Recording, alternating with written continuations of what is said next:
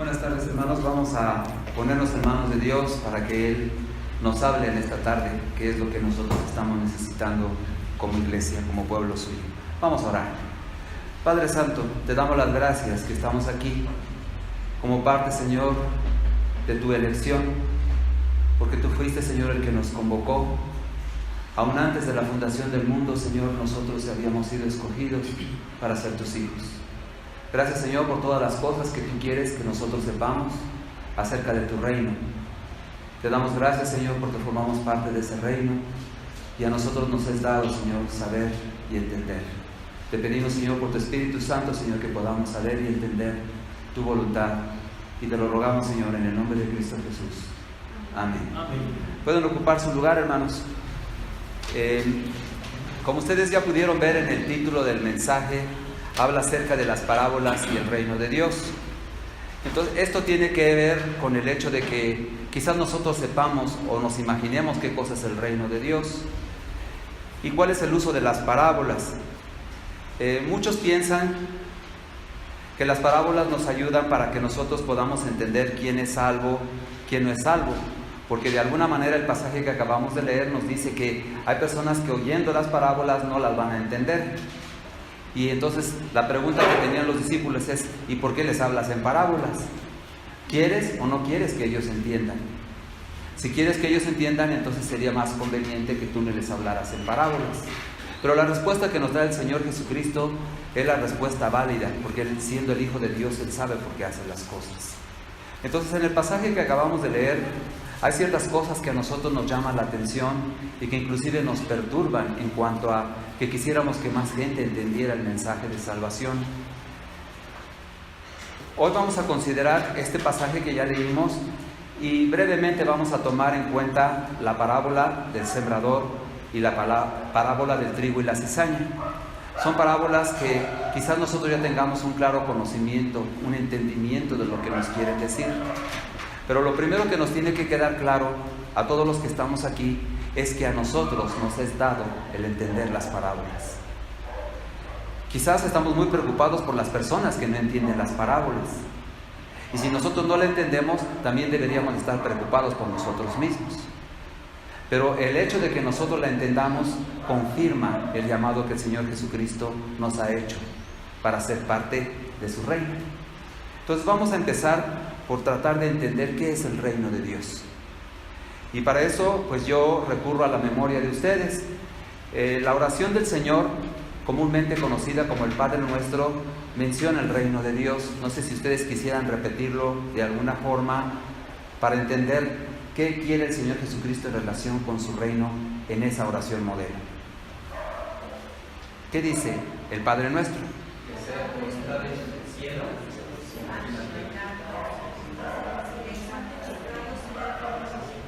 Muy bien. Venga a nosotros tu reino. Sí, es la parte que se refiere a lo que nosotros estamos tratando de entender. Dice: venga a nosotros tu reino. E inmediatamente después de esa frase, ¿qué sigue? Muy bien. Hasta ahí le dejamos, hermanas, si no, nos tenemos que hacer otro sermón sobre la oración modelo. Entonces, en relación con el reino, Él dice: que venga tu reino. Y juntito, que sea hecha tu voluntad. Así como se hace en el cielo, que se haga también en la tierra. Entonces, esto nos va a ayudar a entender qué cosa es el reino de los cielos o el reino de Dios. El reino de los cielos es donde, como en cualquier otro reino, hay un soberano y hay unos súbditos, unas personas que obedecen los decretos de ese soberano. Entonces no es una república donde haya un presidente y donde haya ciudadanos. Esa es la forma en la que nosotros estamos acostumbrados a entender el gobierno terrenal. Pero cuando hablamos de reino, hay un soberano. Y el soberano es el que dice. Y lo que le toca a los súbditos es obedecer lo que el soberano dice. Así son los reinos. Entonces hay un reino de los cielos.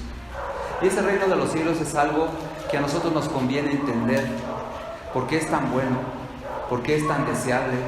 ¿Por qué nosotros quisiéramos formar parte de ese reino? Y quizás más importante, ¿cómo se hace uno parte del reino de los cielos? Entonces, lo primero que nosotros tenemos que entender es esto. El soberano, en este caso, es Dios. Y nosotros seríamos los súbditos. Ni siquiera podemos decir que seamos seguidores. Un súbdito es una persona que está sujeta a la voluntad del soberano. Entonces, en la oración del Padre Nuestro, así la vamos a llamar porque así es como la mayor parte de la gente la conoce, pero es la oración del Señor. El Padre Nuestro dice: que venga tu reino. Esto nos da a entender que el reino de Dios no está completamente establecido en este tiempo. En este tiempo hay mucha gente que hace su voluntad y no hace la voluntad del soberano Rey, que en este caso es nuestro Dios. Entonces, ¿dónde vendría el reino? ¿Y de qué forma vendría ese reino a este mundo o a la vida de las personas? El reino viene cuando nosotros entregamos nuestra vida a Jesucristo. Entonces, en ese momento nosotros pasamos a formar parte del reino de Dios. Cuando nosotros llamamos a Jesús Señor. Muchas veces hemos enfatizado este hecho. Todos los que estamos aquí llamamos Señor Jesucristo, nuestro Señor Jesucristo. En ese sentido, nosotros estamos declarando que nosotros somos súbditos de ese reino y que nuestro Señor es el soberano.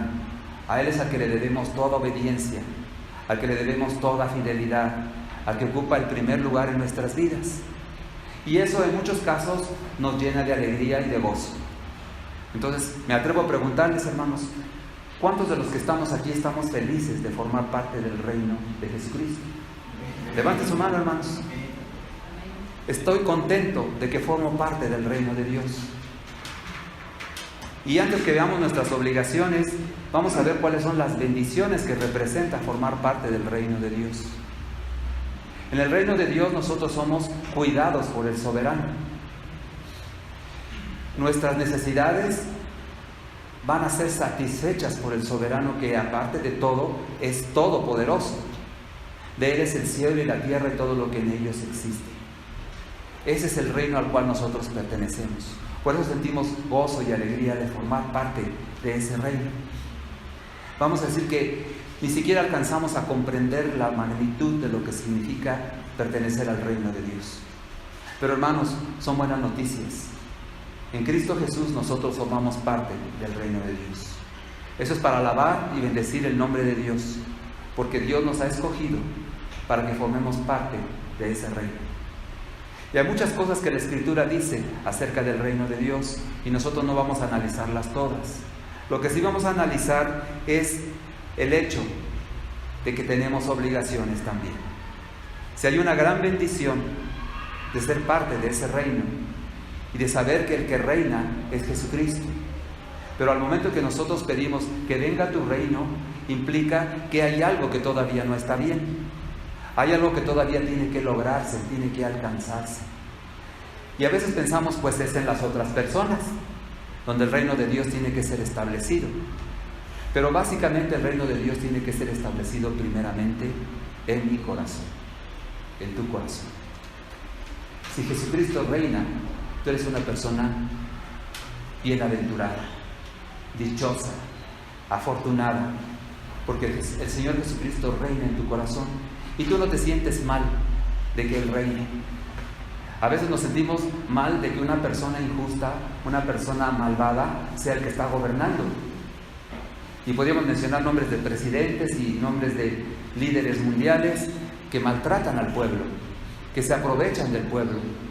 Entonces nosotros no quisiéramos formar parte de esa nación, o quisiéramos que ese líder se fuera. Le faltan 4 años.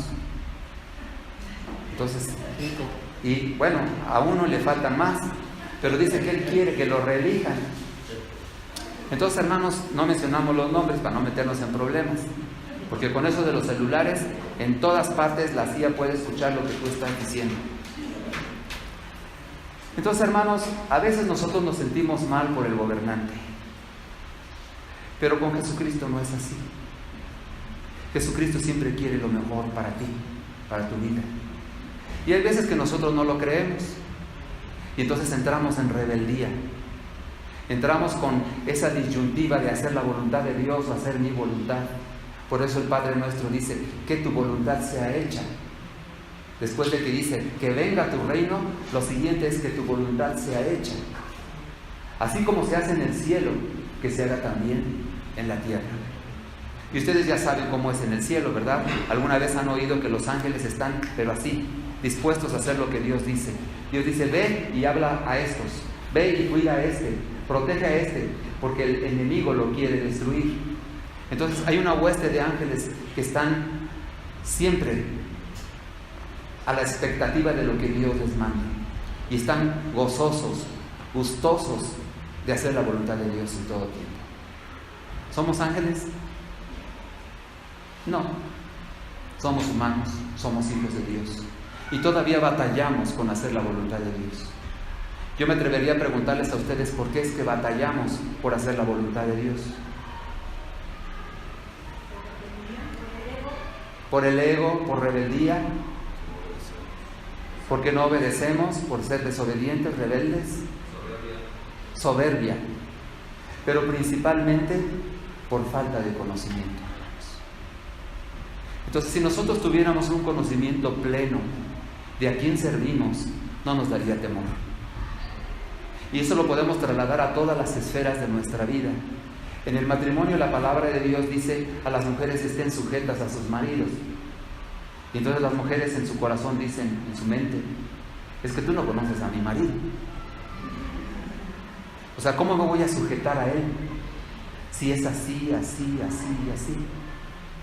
Entonces, la palabra de Dios dice, bueno, tú lo vas a hacer.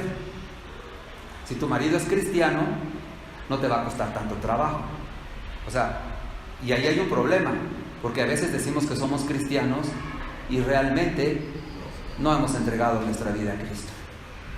Entonces el hombre y la mujer en la relación de matrimonio, cuando él es cristiano, ella es cristiana, van a vivir una vida plena, felices.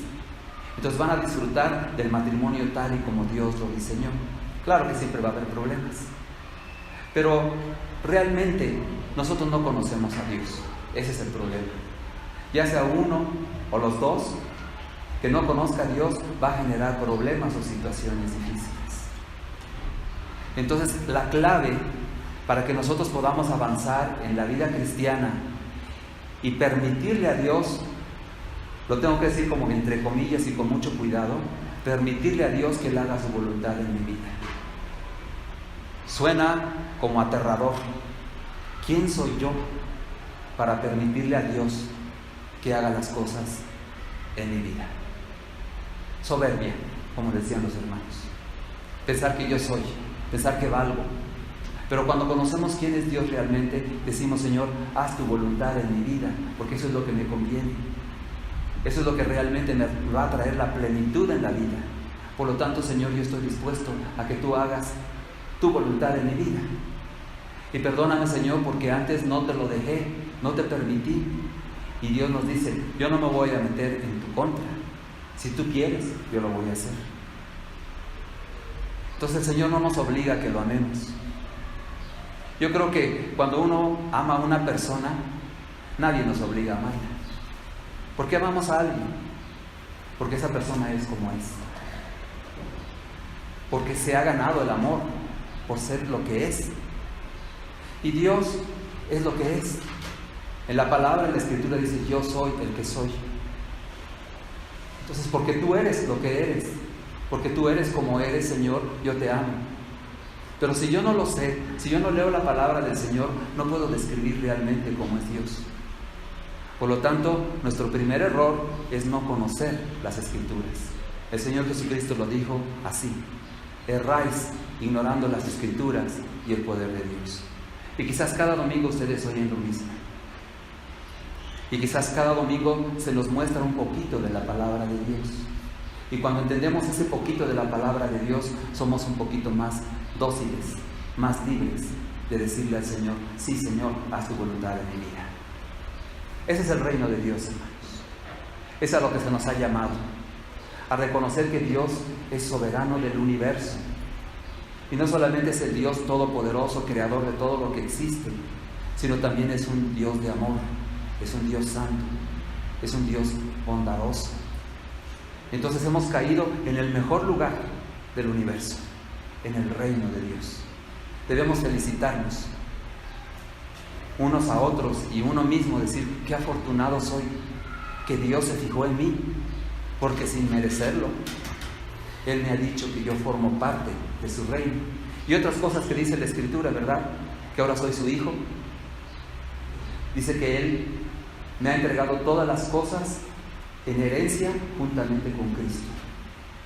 Y tantas otras cosas que la Escritura dice de mí, de cada uno de nosotros, que si las supiéramos seríamos las personas más felices de la tierra.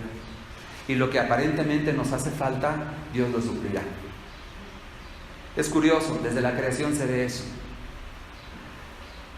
Todo lo que Dios hizo era muy bueno, dice la Escritura en los primeros capítulos de Génesis. Dice, pero había un problemilla por ahí. Dice que no se encontró una ayuda idónea para Adán. Y él estaba solo. Sus amigos eran los animales, buenos amigos, pero no lo entendían, no lo comprendían. Y dijo, no es bueno que el hombre esté solo. Entonces, dentro de lo que Dios creó, había algo que faltaba todavía agregar: la mujer. Y entonces, en el plano original de Dios, todo era perfecto, todo era maravilloso. Entonces, desafortunadamente apareció por ahí una tercera persona, un personaje que quería echar a perder todo lo que Dios había creado. Entonces no nos vamos a meter en eso, pero lo que sí queremos es entender un poquito lo que significa formar parte del reino de Dios. El hombre antes del pecado era una persona feliz, hasta tenía su esposa. ¿Sí? Entonces, ¿ahora qué pasó con la caída? Pues el marido anda buscando la manera de irse a ver el fútbol para no tener que estar con su esposa. Entonces, ¿qué pasó? Eso les queda de tarea, hermanos. Porque si nos desviamos por ese camino no vamos a llegar donde queremos llegar. Muy bien, vamos a la siguiente cuestión. ¿Por qué les hablaba Jesús por parábolas? Entonces yo les pido que volvamos a nuestro pasaje de Mateo 13. ¿Por qué habla el Señor Jesucristo en parábolas? Mateo 13 dice así, el 10. Entonces, acercándose los discípulos, le dijeron: ¿por qué les hablas por parábolas? Él respondiendo les dijo: porque a vosotros os es dado saber los misterios del reino de los cielos, mas a ellos no les es dado. Ahí está la primera razón. Entonces quiere decir que las parábolas fueron dadas principalmente para los creyentes, para los que forman parte del reino, para que oyendo nosotros entendamos. Ellos, aunque lo oigan, no lo van a entender. ¿Por qué? Porque no forman parte del reino. Entonces, hermanos, eso a veces nos cae de peso. Oh, Señor, ¿y por qué entonces tal o cual familiar mío no entiende las palabras que yo le quiero dar? Por alguna razón, él no quiere oír.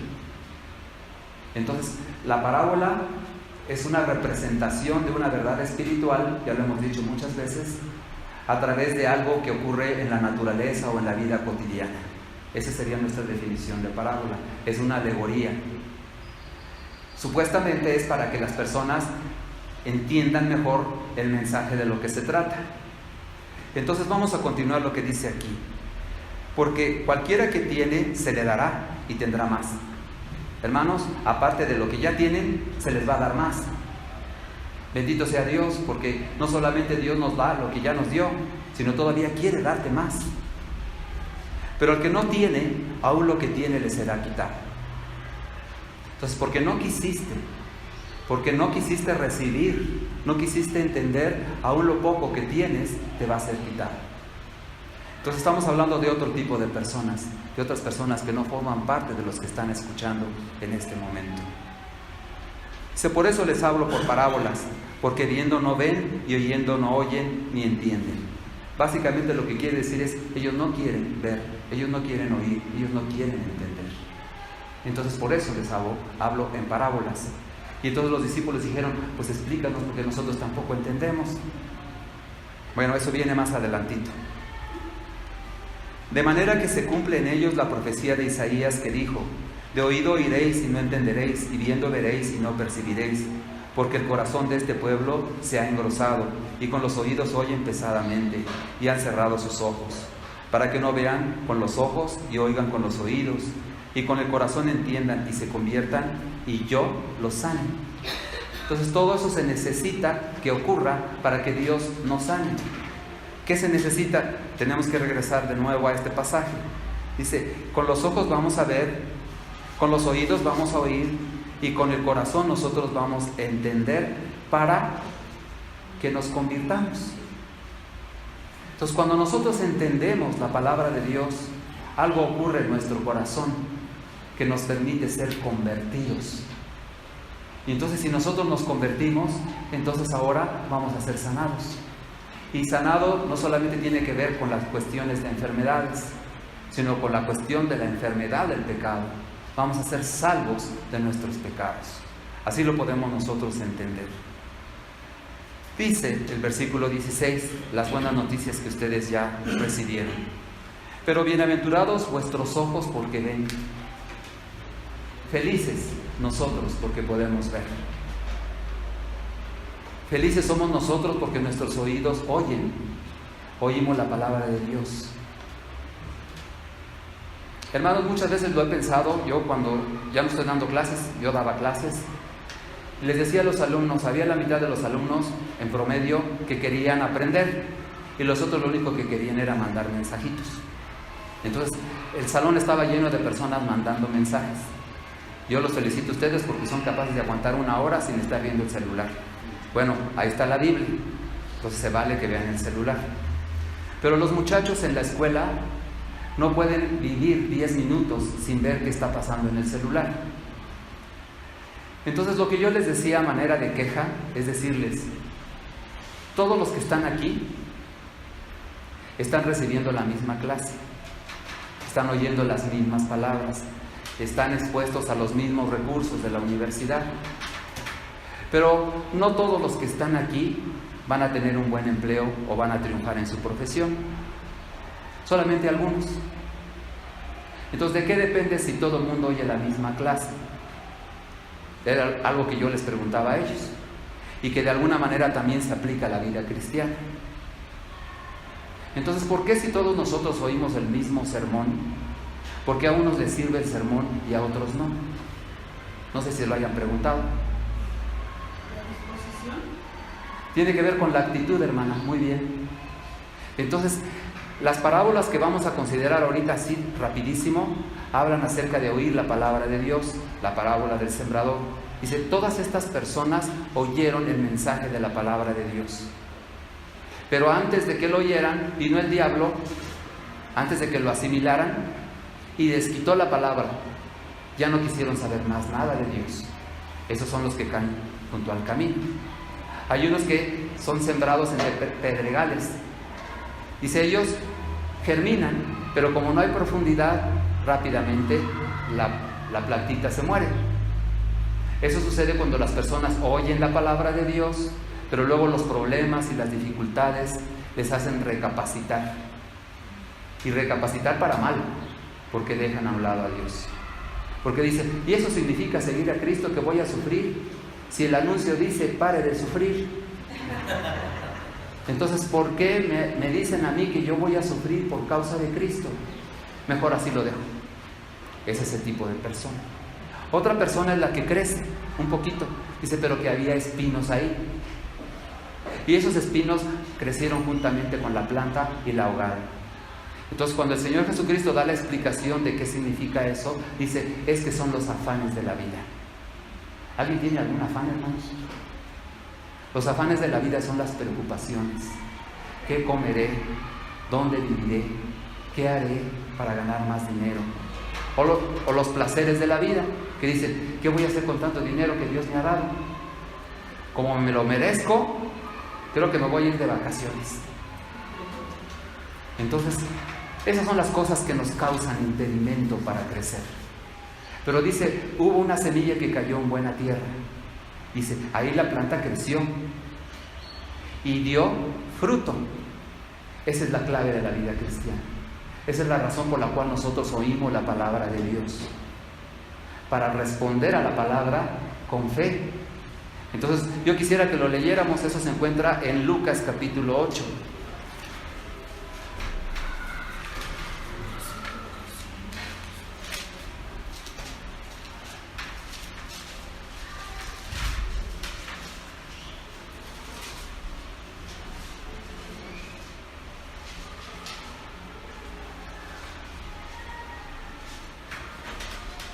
¿Qué dice el versículo 15, hermanos? Si alguno de ustedes quiere leerlo en voz alta, por favor.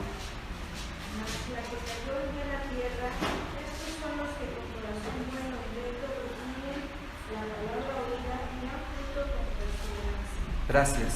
Esa es una clave, hermanos, para la vida cristiana. Escuchar la palabra de Dios, dice aquí.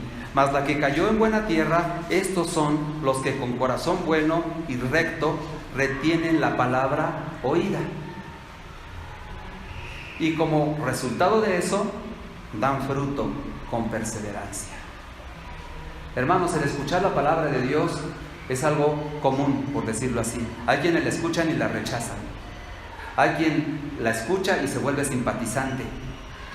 Hay quien la escucha y quiere agregarse a la iglesia. Hay quien la escucha y dice, yo quiero obedecer esa palabra. Ahí hay la gran diferencia de la vida, es ¿qué haces tú con la palabra que oyes? A veces pensamos que la palabra viene de la persona. Ese es un peligro muy grande, porque nosotros como seres humanos tenemos que ser el medio por el cual la palabra va a llegar, y a veces en la preparación del mensaje nosotros le ponemos de nuestra cuchara, o sea, agarramos nosotros de nuestra propia inspiración y ponemos cosas que no son realmente la palabra de Dios. Entonces, por obra del Espíritu Santo nosotros podemos discernir lo que es palabra de Dios. Entonces se quita ese peligro. Entonces no todo lo que oigo viene de Dios, pero lo que viene de Dios más me vale que yo le haga caso. ¿Por qué? No por temor al castigo, sino porque me estoy perdiendo una gran bendición en la vida. Si yo le creo a Dios cada cosa que Él me dice, y si yo con corazón, como dice aquí, o sea, a mí me encantan estas palabras que dice, con corazón bueno y recto. Ese debiera ser nuestro corazón cuando escuchamos la palabra de Dios. Entonces mi corazón es así, mi corazón es bueno y es recto. Entonces voy a retener la palabra que he escuchado, y por lo tanto voy a poder dar fruto con perseverancia. No nada más un fruto ahí de vez en cuando, ¿no? Una vez cada año, una vez cada 5 años.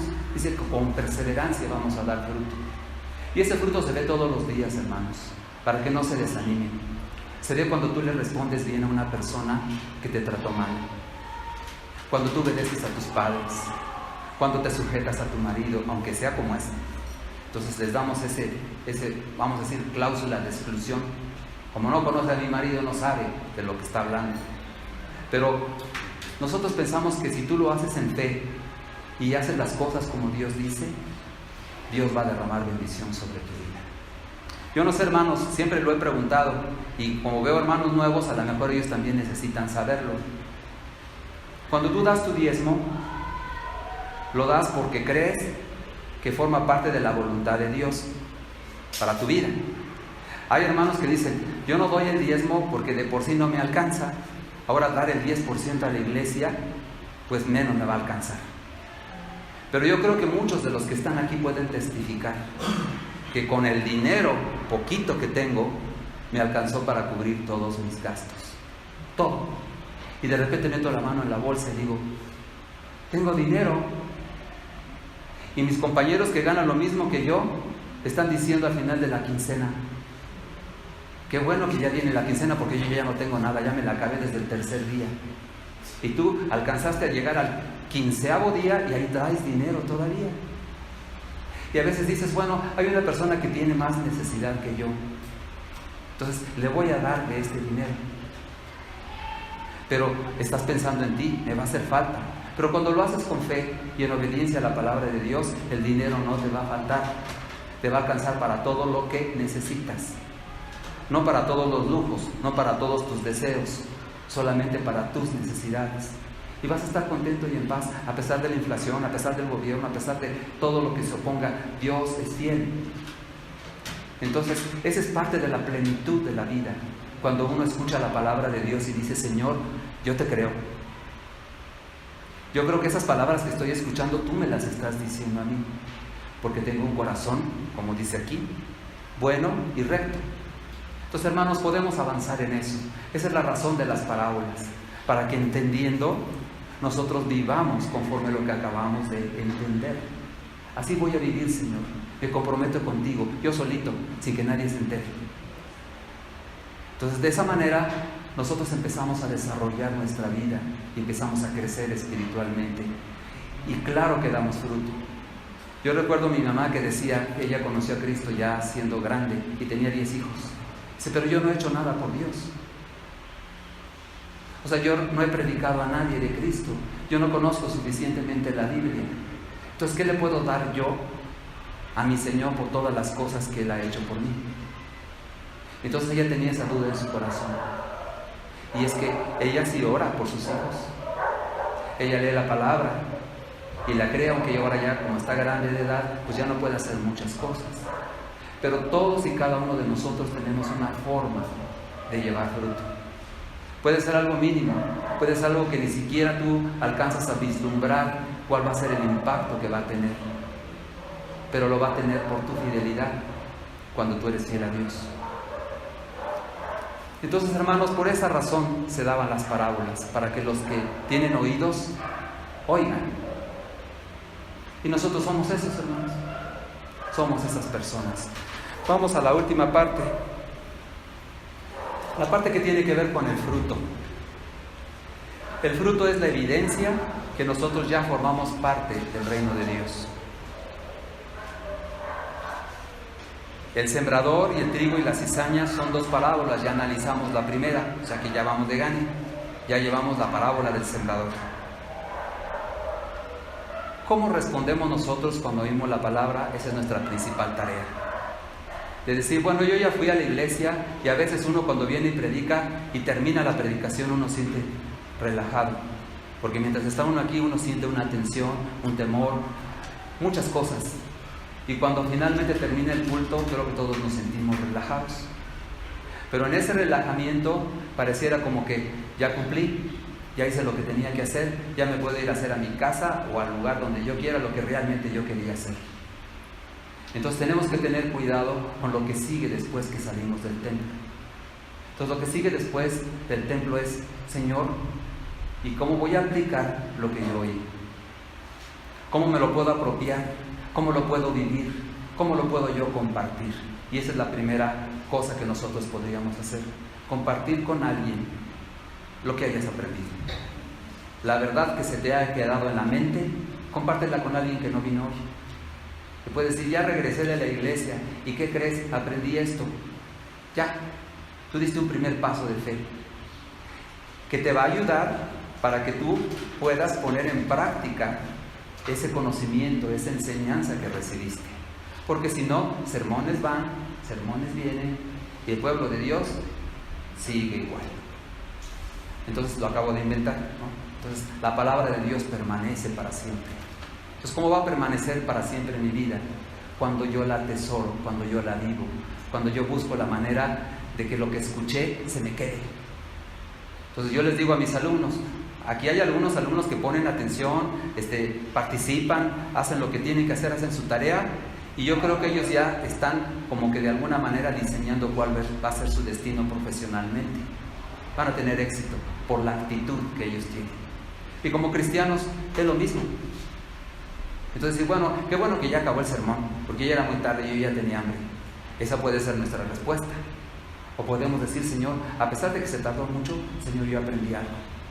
Y yo te voy a responder en esto que yo aprendí.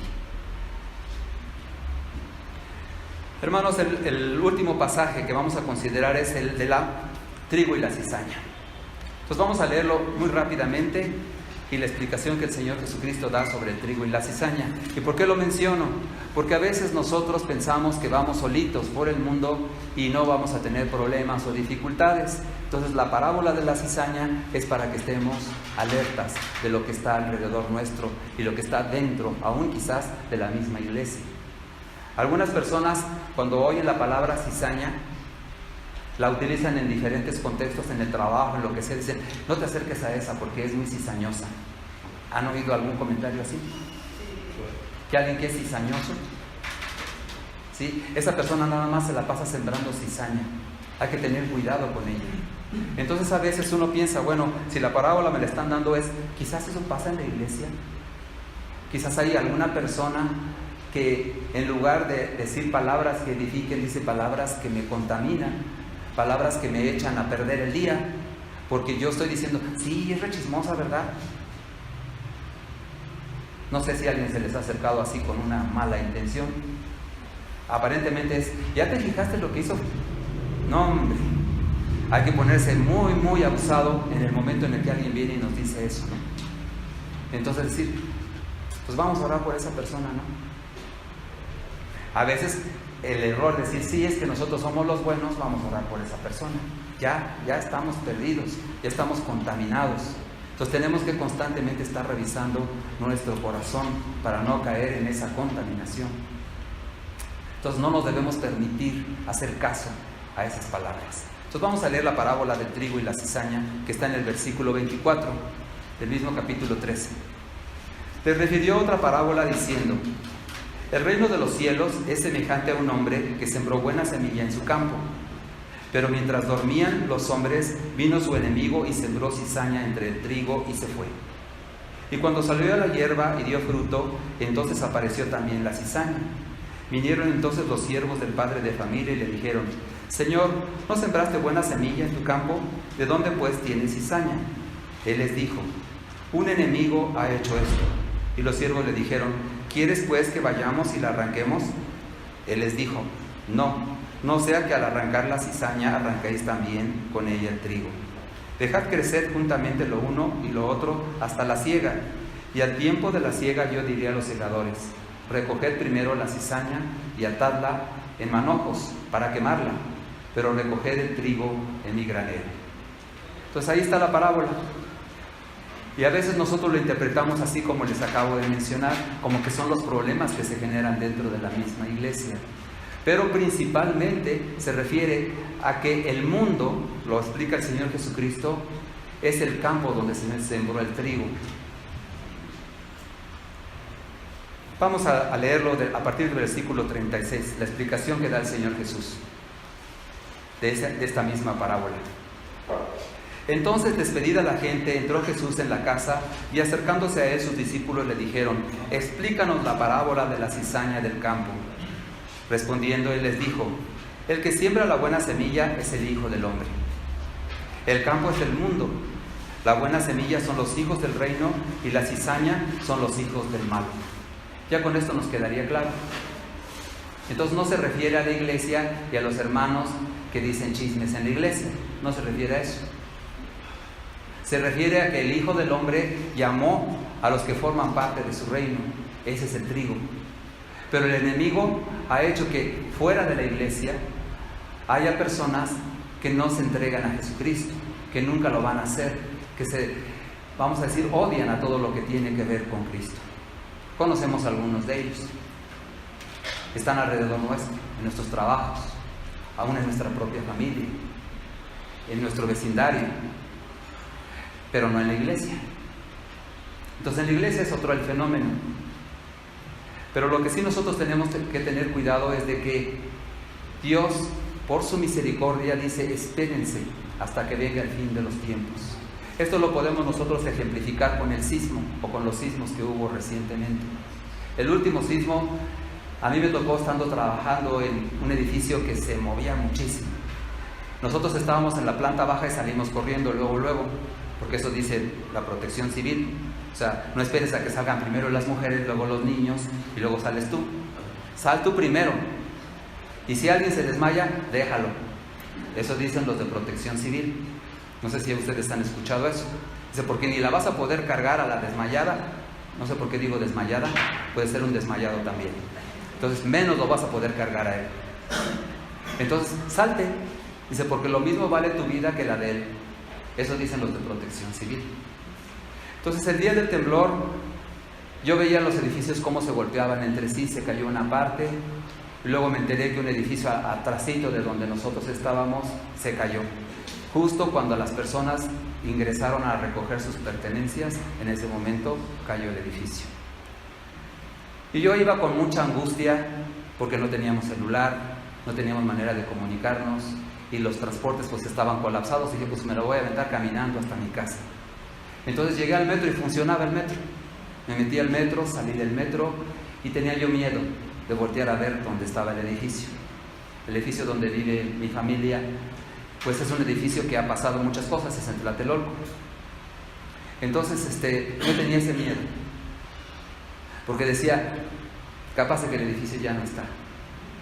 Tiene cuarteaduras que no son parte de los temblores, tiene cuarteaduras que son parte del hundimiento del terreno, porque es un edificio largo acostado, ¿no? O sea, no es vertical sino horizontal. Entonces ese era el temor. Y yo finalmente nunca me expliqué por qué el edificio estaba ahí todavía. Después de un tiempo empecé a reflexionar sobre lo que la palabra de Dios dice. Y yo creo que ustedes lo han vivido. Tiene que ver con el hecho de que tú eres escogido de Dios y tú representas bendición para el mundo. Si no hubiera estado mi familia en el edificio, el día del temblor seguro que se hubiera caído. ¿Qué significa esto, hermanos? No sé si lo han vivido o puedan testificar de algo parecido, pero Dios bendice al mundo por causa de la iglesia. Entonces al mundo no le va tan mal como le debiera de ir. De hecho, a nosotros no nos va tan mal como nos debiera de ir. Pero nosotros, por ser causa de bendición, por ser la sal de la tierra, por ser la luz del mundo, podemos influir para que Dios no derrame su ira sobre las personas que no han creído en Jesucristo y que le odian hasta el fin de los tiempos. Ahí vendrá. Vamos a decir, no podemos arrancar la cizaña juntamente con el trigo, porque en un momento dado se va a destruir el trigo también. Entonces tenemos que convivir con las personas. Y como nosotros no somos omniscientes, nosotros no podemos saber quiénes de esas personas van a entregar su vida a Cristo. Por lo tanto, los tenemos que amar a todos. Por lo tanto, tenemos que ser bendición también para ellos. Esa es la explicación, hermanos, de las parábolas, que tienen que ver con nosotros y el entendimiento de la voluntad de Dios para nuestra vida. Reconocemos que hay un reino de Dios al cual ya pertenecemos. Y si se nos dicen las parábolas es para que nosotros actuemos en consecuencia de lo que hemos oído y podamos vivir permitiendo que Dios haga su voluntad en nuestras vidas. Hágase, Señor, tu voluntad, como en el cielo, que se haga también en mi vida. Entonces, que tu voluntad sea hecha en mi vida. Hermanos, eso le podemos decir al Señor el día de hoy. Le podemos decir, Señor, yo formo parte del reino, pero todavía soy rebelde, pero todavía no me ajusto a tu voluntad. Y yo sé que eso no me conviene, Señor, porque me estoy perdiendo de bendición tras bendición en mi vida. Entonces yo te ruego, Señor, que me muestres tu voluntad por tu palabra para que yo la haga, creyendo que tú eres bueno y eres misericordioso. ¿Podemos decir esas palabras, hermanos, con sinceridad a Dios? Entonces yo los invito a que lo hagamos a través de una oración. Vamos a orar, hermanos. Padre Santo, te damos gracias que las parábolas, Señor, principalmente son para nosotros. Porque tú nos quieres mostrar, Señor, la gran bendición, Señor, que hemos recibido en Cristo Jesús y que a veces ni siquiera sabíamos que la teníamos. Señor, bendecimos tu nombre, Señor, porque eres el soberano de ese reino de los cielos, del cual nosotros formamos parte. Bendito sea, Señor, porque sin merecerlo nosotros nos has llamado, Señor, hijos tuyos. Ciudadanos, Señor, de ese reino. Lo que quieres darnos ahora, Señor, es bendición tras bendición a lo largo de nuestra vida. Y en nuestros conflictos, Señor, mostrarnos, Señor, cuál es tu voluntad, para decirte sí en todo momento. Señor, que podamos ser dignos del llamado que tú nos has hecho. Señor, queremos ser obedientes. Queremos atesorar en nuestro corazón tu palabra para luego vivirla y llevar mucho fruto y que nuestro fruto permanezca. Te rogamos esto, Señor, porque hay tantas cosas, Señor, que podríamos hacer, aparte de las que ya estamos haciendo, de las cuales tu nombre, Señor, sea glorificado. Eso queremos hacer, Señor. Rendir nuestra vida a ti, Señor, porque eres bueno, porque nos amas, porque eres todopoderoso. Por estas cosas, Señor, te alabamos y bendecimos. Y nos comprometemos, Señor, a vivir una vida que se ajuste, Señor, a nuestra nueva naturaleza, nuestro nuevo estado, Señor, el reino de los cielos al que tú nos has llamado. Bendito seas, Señor, en el nombre de Cristo Jesús. Amén.